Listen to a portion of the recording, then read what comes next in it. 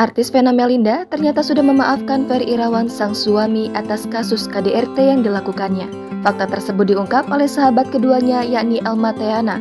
Dilansir dari tribunnews.com pada Sabtu 14 Januari kemarin.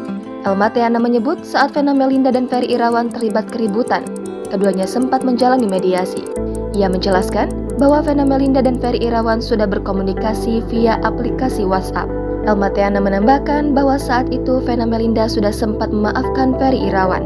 Kendati demikian, Elma Theana mengatakan bahwa Vena Melinda tetap ingin bercerai dari Ferry Irawan. Dalam tayangan tersebut, Elma Theana menceritakan bahwa Ferry Irawan merasa ada sesuatu yang membuat Vena Melinda berubah pikiran.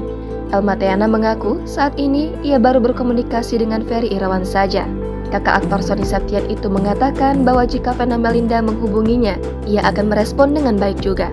Elma Theana mengakui ia turut merasa prihatin dengan persoalan yang dialami sahabatnya. Aktris yang kini berusia 48 tahun itu mengatakan, saat ini Ferry Irawan sudah berada di Jakarta. Namun, Elma Theana menyebut keadaan Ferry Irawan saat ini masih kurang sehat.